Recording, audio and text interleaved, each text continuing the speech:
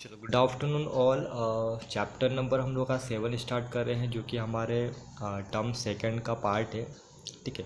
Chapter number 7 जिसका नाम है सोर्सेस ऑफ बिजनेस फिनेंस, है ना। सोर्सेस मतलब क्या, आपके बिजनेस में जितना भी पैसा लगने वाला है वो पैसा आप कहाँ कहाँ से लेके आओगे, है ना। सिंपल सा अगर हम लोग मीनिंग की बात करें तो बिज़नेस में जितना भी फंड लगता है किन किन सोर्सेज से आता है उसको हम लोग बोलते हैं सोर्सेज ऑफ बिजनेस फाइनेंस। ठीक है।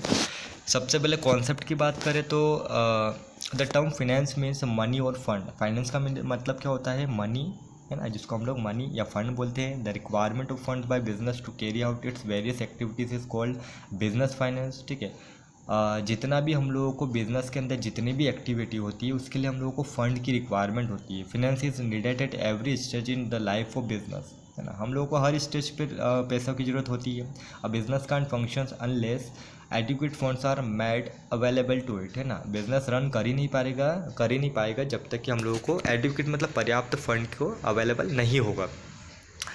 नीड की बात करें, नीड ऑफ बिजनेस फाइनेंस, क्यों नीड है, तो कुछ रीज़न है जो कि हम लोगों ने अभी पढ़े हैं। उन रीज़न के कारण हम लोगों को फाइनेंस की ज़रूरत पड़ती है। सबसे पहले तो हम लोग बात करें फिक्स्ड कैपिटल रिक्वायरमेंट। एक फिक्स्ड कैपिटल रिक्वायरमेंट होती है। In order to start a business funds are needed to purchase fixed assets like land and building, plant and machinery. The funds required in fixed assets remain invested in business for a long period of time. ठीक है। एक fixed capital requirement होती है, मतलब कि अगर हम लोगों ने स्टार्ट किया बिजनेस को तो हम लोगों को मशीनरी, बिल्डिंग, प्लांट, है ना, फिक्स्ड असेट्स में हम लोग बहुत सारी ऐसी चीज़ें खरीदते हैं हम लोग हमारे बिजनेस की रिक्वायरमेंट के अनुसार। तो ये सारी फिक्स्ड असेट जो होती है हम लोग जो हमारे बिजनेस के अंदर पैसा इन्वेस्ट करते हैं। ठीक है। हम लोग हमारे बिजनेस के अंदर असेट्स का इन्वेस्ट करते हैं। ठीक है। तो लॉन्ग टाइम के लिए बनी रहती है, तो एक फिक्स्ड कैपिटल रिक्वायरमेंट के लिए पैसा चाहिए। सेकंड बात करें working capital requirement, day to day के लिए। A business needs fund for its day to day operation, this is known as working capital requirement. Working capital is required for purchase of raw material, to pay salary, wages, rent, taxes etcetera.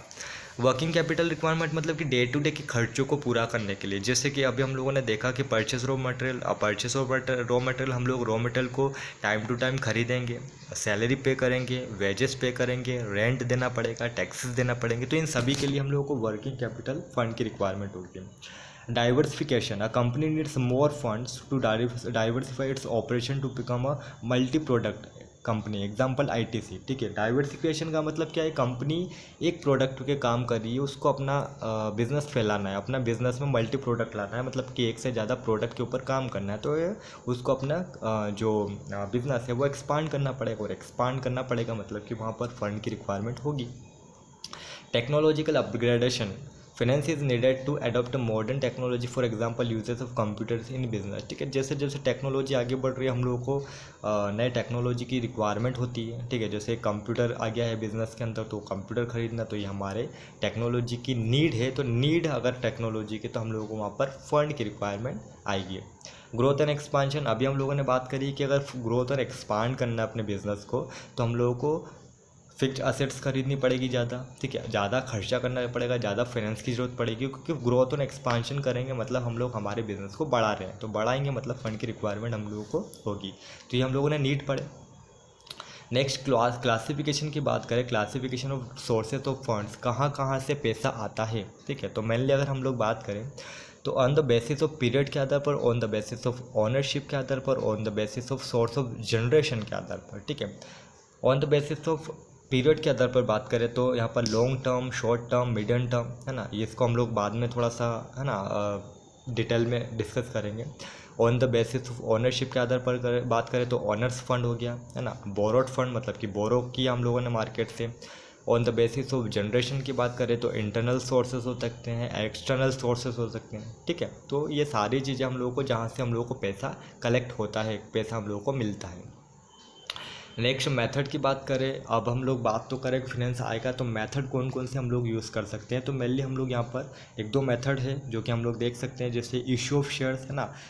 Shares मतलब होता है the capital obtain by issue of shares is known as share capital. ठीक है। आपका capital जितनी भी requirement है उसको आपने छोटे छोटे टुकड़ों में शेयर्स में बांट दिया, उस शेयर्स को लोगों के थ्रू आपने, ठीक है, मार्केट में लोगों में बांट दिया और उनसे पैसा हम लोगों ने मंगवा लिया। जैसे एक यहाँ पर एग्जांपल दिया हुआ है, if a company issues 10,000 shares of 10